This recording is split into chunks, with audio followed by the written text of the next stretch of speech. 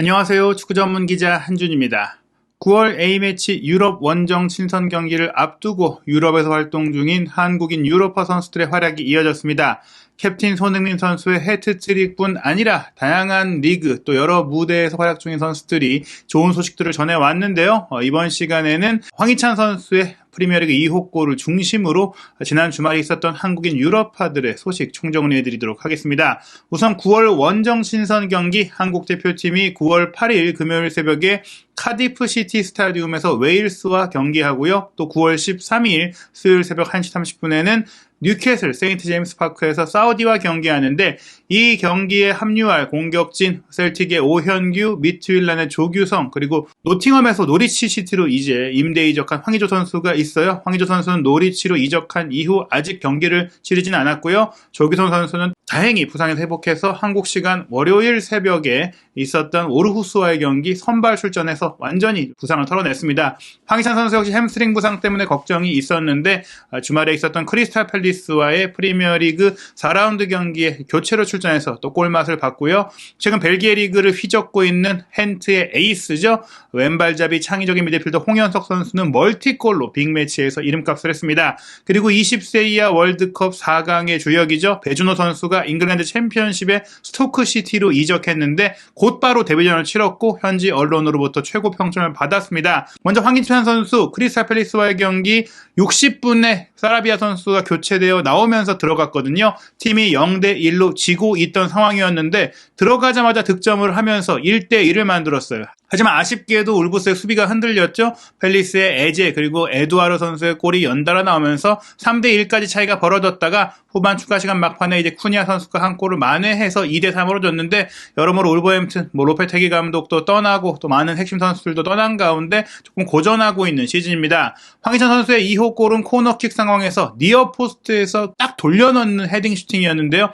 사실 좀 어깨를 맞고 들어가는 느낌이 있다 보니까 이게 핸드볼이 아니냐 이게 VAR 체크까지 있었거든요. 하지만 다행히 이제 VAR을 통해서 핸드볼은 아니다. 머리를 이제 돌리는 과정에서 어깨를 맞고 들어가긴 했지만 핸드볼은 아닌 것으로 판정이 되면서 올 시즌 2호 골을 기록을 했고 황희찬 선수가 출전 시간 대비 순도 높은 득점력을 보여주면서 부상만 아니라면 정말 프리미어리그에서 족적을 남길 수 있다라는 기대감들을 주는 그런 활약을 펼쳤습니다. 교체 투입 선수였지만 결정적인 골을 넣기도 했고 30분 동안 한 차례의 드리블 돌파 시도가 더 성공을 했고 무려 92%의 정확한 패스 성공률을 기록을 했어요. 12번의 패스를 연결한 가운데 한 번밖에 미스가 나지 않았고 또 상대와 지상 공 경합 상황 두 차례 모두 승리하는 그런 상황들이 있었고 수비적으로도 가로채기 1개, 태클 1개를 기록하면서 교체 투입 선수 중에는 최고 평점이 7.4점 그리고 전체 선수들 중에서도 두 번째로 높은 평점을 받으면서 황희찬 선수가 짧은 시간 정말 임팩트를 남겼습니다. 부상만 아니었다면 계속해서 선발 자원으로 중용이 됐을 텐데요. 9월 A매치 잘 치르고 또 부상 문제 없이 돌아와서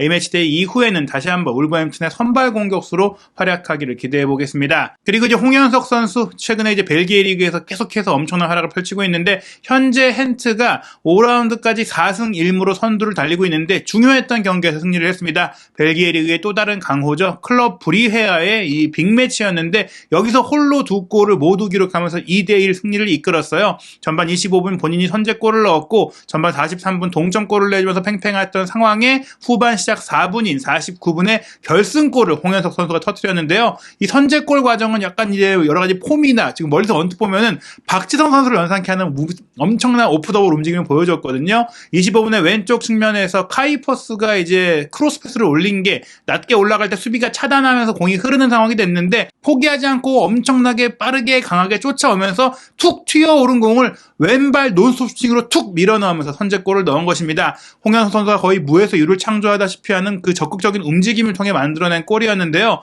동점골로 1대1로 팽팽하던 상황 후반 4분에 티수달리 선수가 왼쪽 측면으로 밀어준 공 이번에도 홍현석 선수가 빠르게 달려들면서 공을 확보했고 수비가 몸을 던지는 상태에서도 빠른 타이밍에 왼발 대각선 중거리 슈팅을 때렸어요. 과감하게 골문을 노렸고 골문 구석으로 빨려 들어가는 슈팅을 통해서 본인의 왼발이 얼마나 정확한지를 입증하면서 골을 넣었는데요. 이날 경기 MOM은 당연히 이 두 골을 모두 기록한 홍현석 선수였습니다. 통계 매체 소파스코어 기준 평점 8.3점이 나왔는데 2대1로 앞서 있던 65분에 홍현석 선수가 교체가 됐거든요. 히트맵 보시면 아시겠지만 전방위적으로 움직였습니다.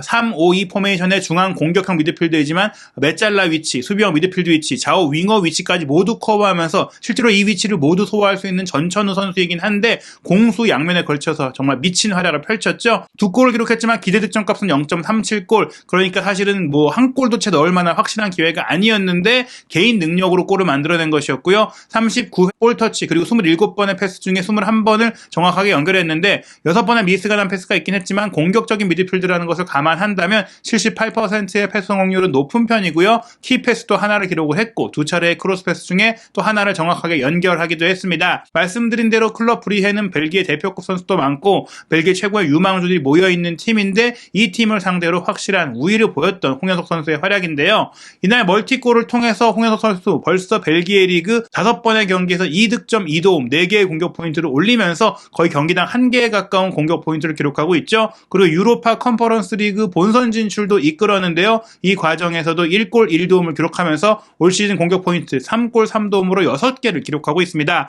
홍현석 선수가 이제 항저우 아시안게임 멤버로도 발탁이 됐는데 이 아시안게임에서 금메달을 따면 유럽 커리어도 더 롱런할 수가 있고 더 큰 리그에 관심도 받을 수 있는 큰 기대가 모이고 있습니다. 한편 20세 이하 월드컵 4강 신화의 멤버인 배준호 선수가 스토크시티 입단과 동시에 이번 주말에 있었던 2023-2024 시즌 잉글랜드 챔피언십 2부 리그 5라운드인 프레스턴 노스엔드와의 원정 경기 71분에 교체 출전하면서 데뷔전을 치렀는데요. 19분 동안 뛰면서 굉장히 인상적인 플레이를 펼쳤습니다. 화끈한 중거리 슈팅이 골키퍼 가운데로 쏠리긴 했지만 이제 연결이 됐었고요. 또 왼쪽 측면에서는 상대 수비를 등진 상태에서 공을 지켜내고 크로스 패스까지 연결하는 모습을 보였는데 한눈에 보면 아시겠지만 월드컵 이후 사이에 더 몸이 좋아진 것 같았어요. 좀 벌크업이 된 느낌이기도 했고 거칠기로 유명한 잉글랜드 챔피언십에서도 몸싸움을 버텨내고 달려들고 이겨내고 헤더 경합도 열심히 하는 모습들이 있었고 실제로 기록을 보더라도 7번의 지상 경합 중에 3번을 승리했고 비록 공중볼 경합 승리는 1번이었지만 4차례나 달려들었거든요.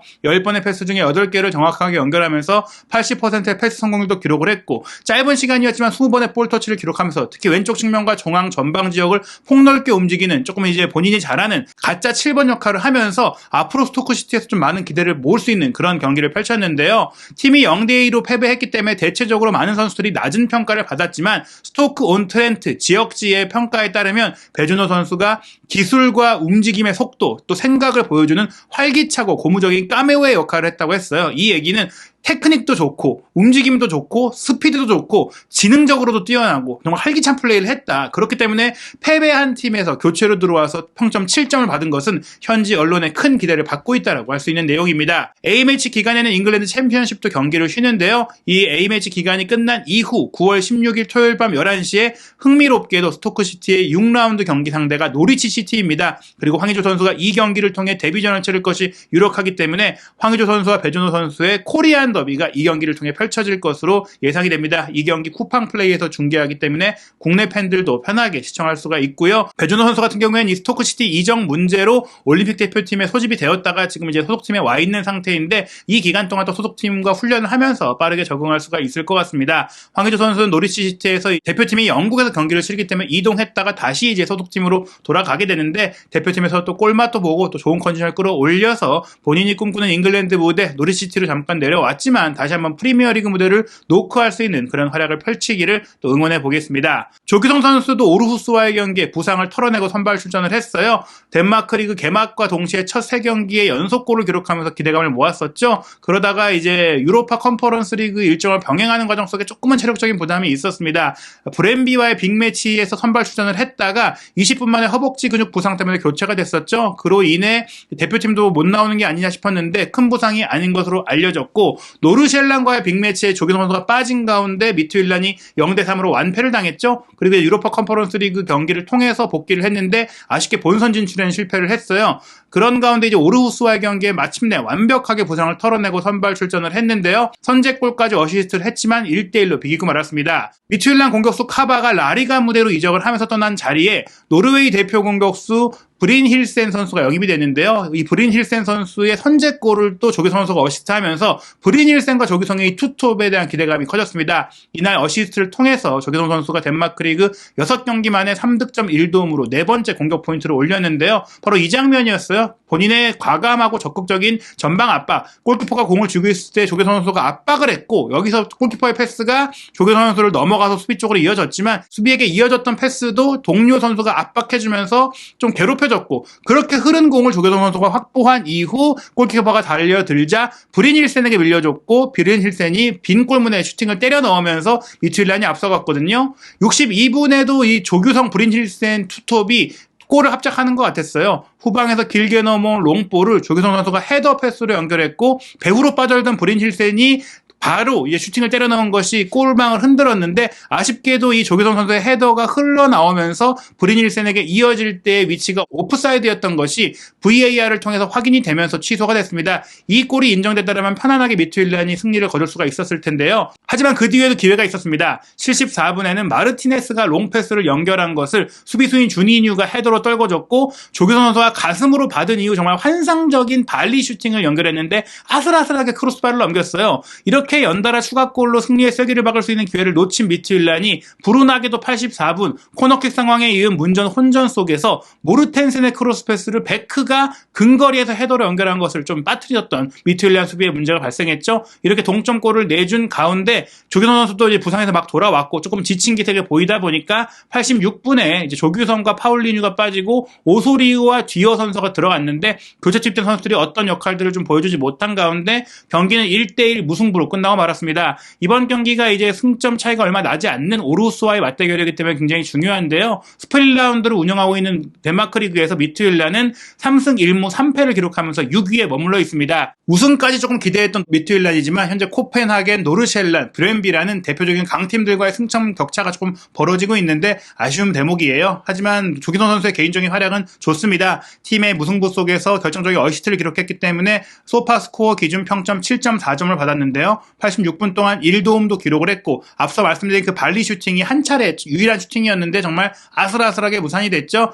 64%의 패스 성공률은 조금 아쉽지만 롱볼 위주의 플레이를 하다 보니까 어쩔 수가 없는 부분이었고, 히트맵을 보시면 아시겠지만 정말 전방에서 엄청나게 부지런히 뛰어줬습니다. 그러면서 두 개의 키패스도 연결을 해주면서 이 브린 힐센과의 투톱 플레이가 굉장히 기대가 되는 모습들이 있었고요. 공중볼 경합 4번 중에 4개를 모두 성공할 정도였고, 수비 가담에 있어서도 걷어내기 하나, 가로채기 하나, 태클 하나를 기록할 정도로 팀 플레이에 헌신했던 조규성 선수의 모습이었습니다. 9월 A매치를 통해서 조규성 선수가 이제 웨일스 그리고 사우디와의 경기를 통해 다시 한번 좀 대표팀 유니폼을 입고도 이 득점 행진을 좀 보이면서 부상을 털고 확실하게 회복했다는 것을 좀 보여주기를 기대해보고요. 이 대표팀 소집 기간에도 덴마크 컵 대회가 이어지거든요. 아벤라와의 경기가 9월 7일에 있는데 이 경기는 조규성 선수가 뛸 수가 없을 것 같고요. 대표팀 소집 이후 9월 16일 토요일 새벽 2시에 비보르전이 있고, 9월 25일 새벽 1시에는 오비와의 경기, 그리고 9월 30일 밤 10시에 현재 선두를 달리고 있고 또 챔피언스 리그에도 참가하는 코펜하겐과의 경기가 있습니다.